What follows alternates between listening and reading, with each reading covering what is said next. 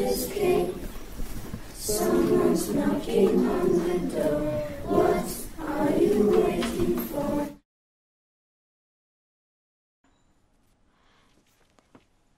I knew it would go wrong. I told them. They didn't want to listen. At first, it was just a silly game. We didn't think it would go so far. Who will be the next? You cannot escape. Someone's knocking on the door. What are you waiting for? You wanna see blood? Tomorrow in math class, prick your finger with a needle. You cannot escape. Someone's knocking on the door. What are you waiting for?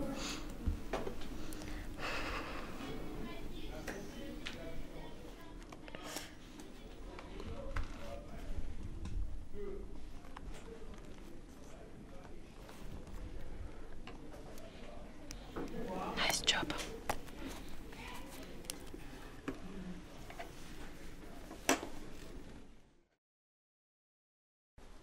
The challenges kept going. The game continued. We got more and more excited. Then the challenges got worse and worse. We didn't. Some started to feel nervous. What are you waiting for? You wanna see rainbow? Butterflies flying around? Put your hand in this bag and keep in it for 5 minutes.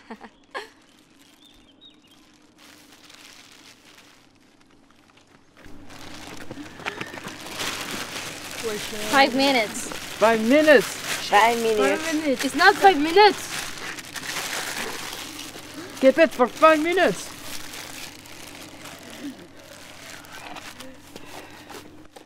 He did it! He did it!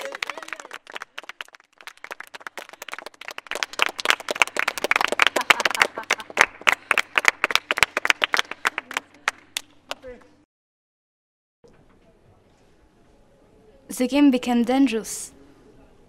Some were punished. Some tried to stop. I tried. I couldn't stop them. They had to keep playing. Who will be the next? You cannot escape. Someone's knocking on the door. What are you waiting for? Tomorrow, jump out the window and you will fly like a bird. Will be the next. You cannot escape. Someone's knocking on the door. What are you waiting for? Who will be the next? You cannot escape. Someone's knocking on the door. What are you waiting for?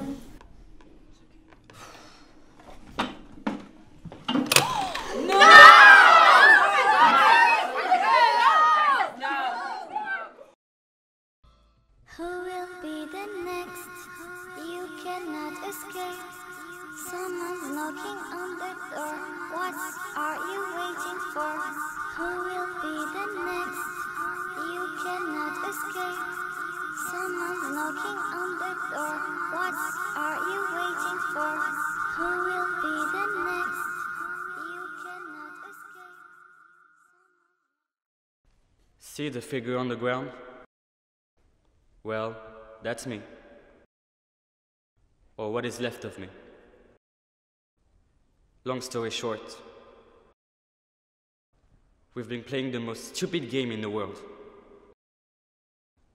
And I guess I was the winner. I was told to jump out the window. And I just jumped. And now, here I am.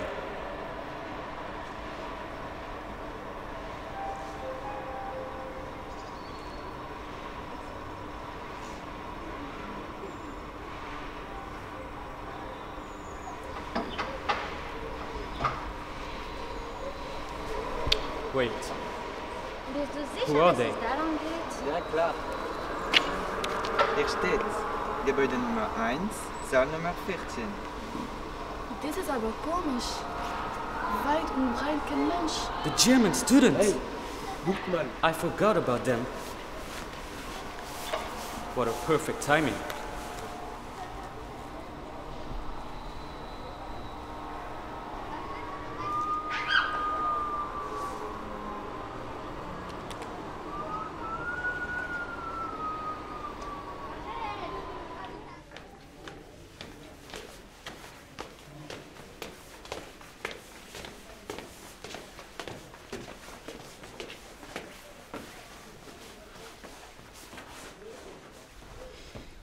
We must stick together. As we said. Maybe we should tell them. What for? I don't know. They don't have to know. Sure. They won't understand it. No one speaks. Is it clear? I can do it. Me neither. Come on, you just have to be quiet. Maybe you should vote. No way. Just shut up. We're the German students. We're supposed to come at 10 a.m. There was no one at the gates, so we just came in. Hey? Can you hear me? Hört mit dem Wasch auf! You didn't forget about us, did you? Oh, are you okay?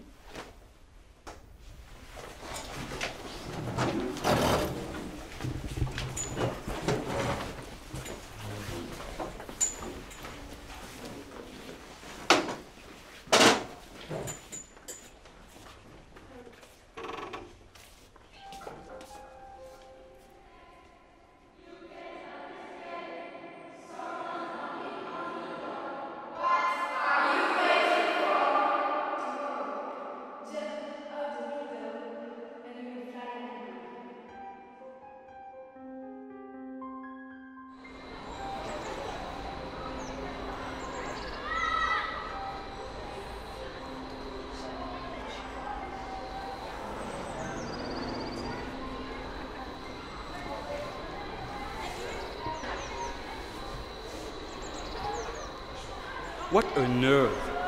She's the one who told me to jump. And now, she's crying as if she was my best friend.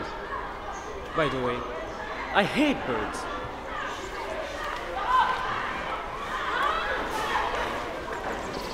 That's funny. Let's send them a message. Fortunately, I took German classes.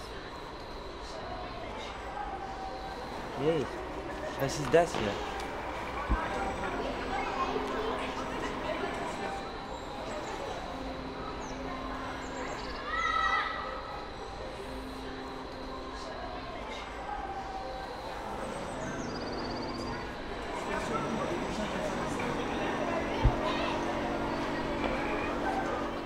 We know what happened. Someone died. And somebody here knows what actually happened. Who will be the next? You cannot escape. Someone's knocking on the door. What are you waiting for? Who will be the next? You cannot escape. Someone's knocking on the door. What are you waiting for? Who will be the next? You cannot escape.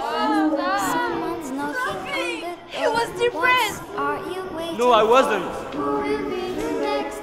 Please You stop. cannot escape. Someone's knocking on the door. He was depressed. He committed suicide. Who will be the next? Look at you. You cannot escape. You're just Someone's a bunch knocking of on liars. the door. What are you waiting for? Cannot escape. Someone's knocking on the door. What are you waiting Please stop.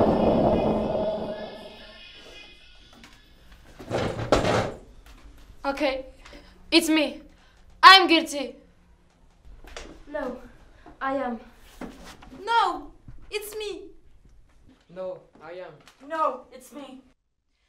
No, we all are.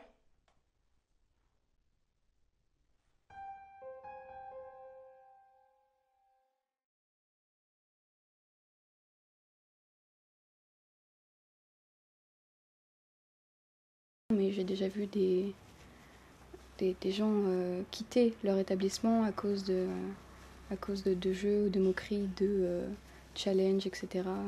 Parce que c'est parti trop loin, quoi. C'est comme s'il y avait deux choix, parce que d'un côté, tu acceptes, mais d'un côté, tu ne pourras pas assumer les conséquences, et de l'autre côté, il y a, tu fuis, mais tu subis une pression énorme émise par l'autre groupe, et les jours suivants, bah, tu t'es mal regardé, tu n'es pas vraiment accepté par le groupe. On est trop pris dedans, dans le groupe. Peut-être qu'on se sent faible, et dans le groupe, on se sent plus fort, et on essaye d'avoir une personnalité, sauf que au final, on finit par suivre les autres et rentrer trop dans le groupe et que ça dérape. Oui, je pense que un jeu peut engendrer la mort. Et je pense que c'est déjà arrivé. Et ça continuera.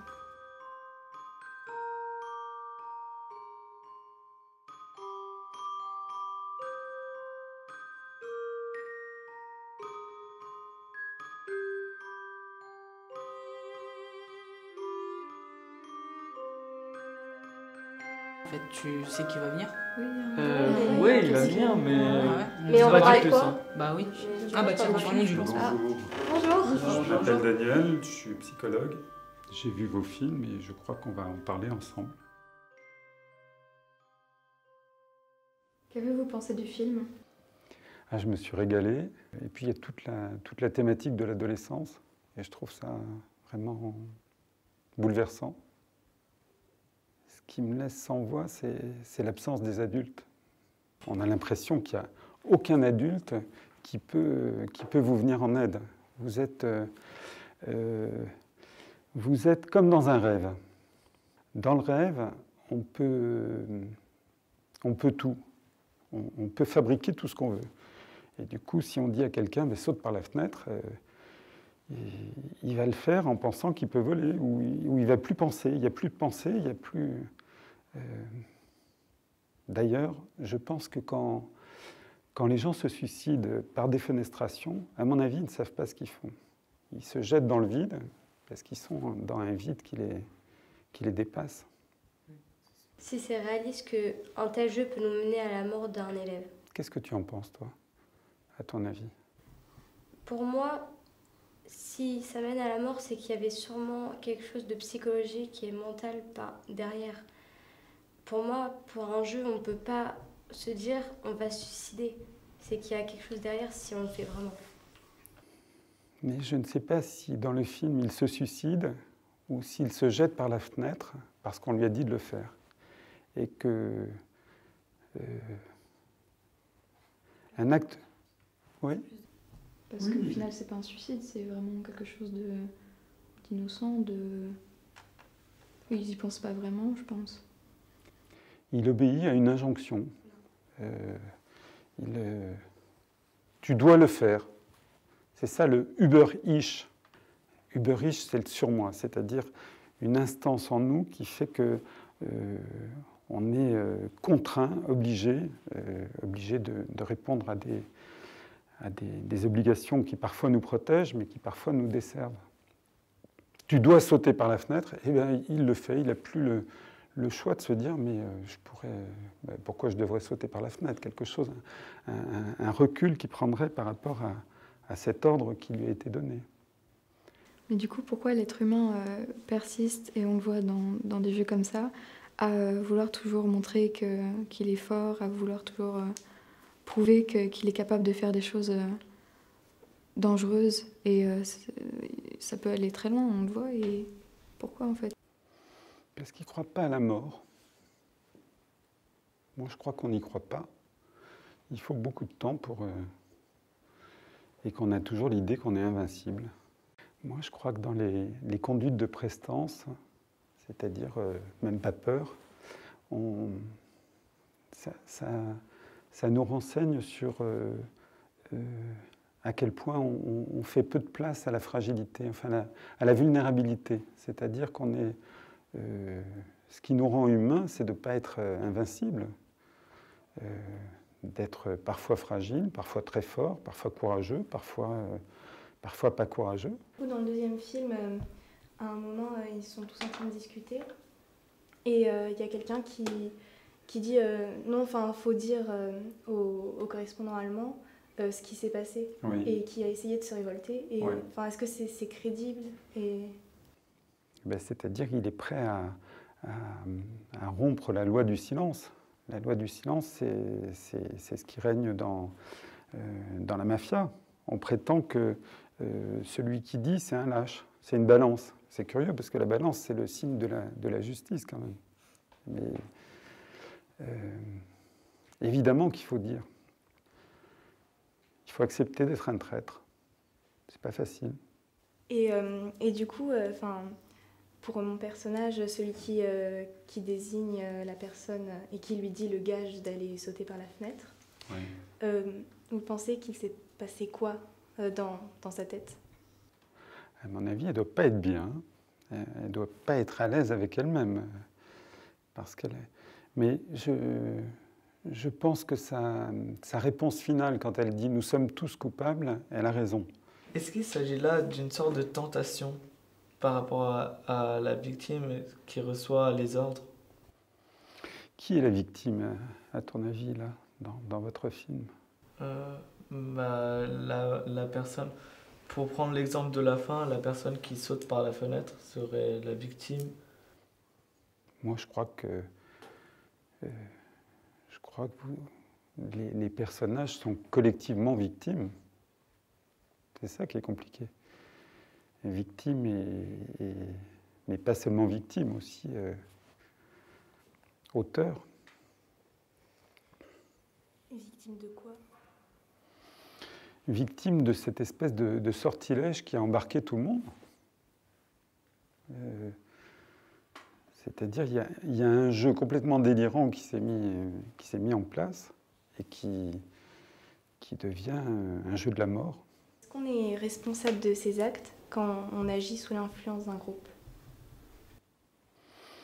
Alors ça, c'est les Américains qui ont beaucoup travaillé là-dessus. Entre les années 50 et 70, il y a eu des expériences qui ont été faites sur l'histoire de la soumission à l'autorité, par exemple. Ce qu'ils ont réussi à démontrer, c'est comment, finalement, en décomposant les responsabilités, on parvenait à faire qu'un projet complètement délirant puisse voir le jour. Parce que chacun est responsable de sa tâche et qu'il y a quelqu'un d'autre qui est garant que cette tâche est bien exécutée, qu'on lui dit « attention, fais bien ce que tu as à faire ». Et que celui qui va arrêter les gens n'est pas le même que celui qui les emmène dans le train, qui n'est pas le même que celui qui les conduit dans le camp, etc. Et qu'en décomposant comme ça la responsabilité de chacun, ça permet avec un grand nombre, de réussir à mener un projet qui conduit à la mort. Il faut qu'il y ait de l'autre qui arrive pour que ça s'arrête, pour que la soumission, pour que de l'extérieur revienne. Voilà. Tant qu'on est entre nous, eh ben, tout est possible. C'est le monde extérieur qui peut nous sauver. Quel conseil vous donneriez à un élève, à une personne qui voudrait sortir d'un tel jeu? De trouver quelqu'un à qui parler. Ça serait la fonction de l'école. Je voulais aussi juste dire un mot sur une autre expérience d'un type qui s'appelle Solomon H. Et lui, il est né en Pologne et il meurt aux États-Unis. C'est aussi un psychologue, un psychosociologue. Et il monte une expérience où apparemment il est question d'un test de vision. Et on voit ça se présente comme ça, il y a des petits traits là comme ça. Il faut dire entre celui-ci et cela, lequel est pareil. Il y a plusieurs personnes qui sont là. Comme à chaque fois, c'est un dispositif tronqué. Il n'y en a qu'un qui est observé dans l'étude.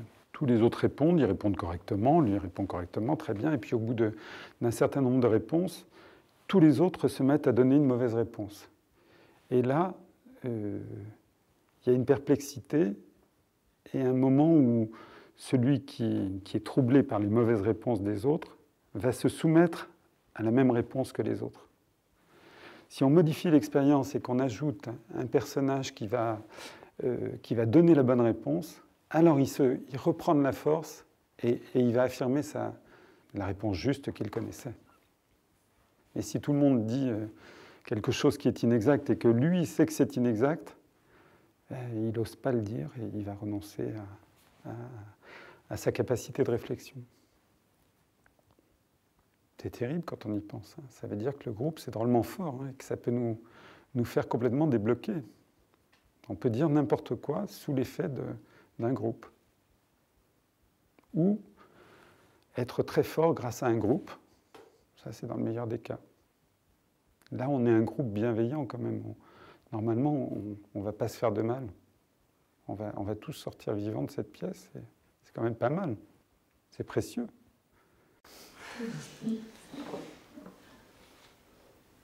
Là, c'est un bon moment. Merci à vous.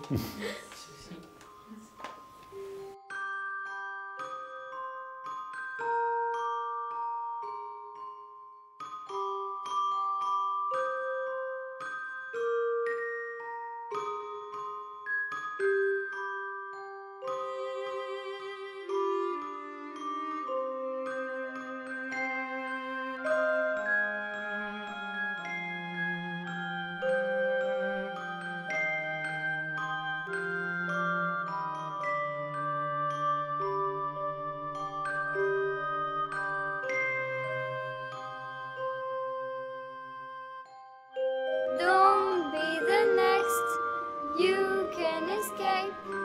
Someone's knocking on the door, what are you waiting for?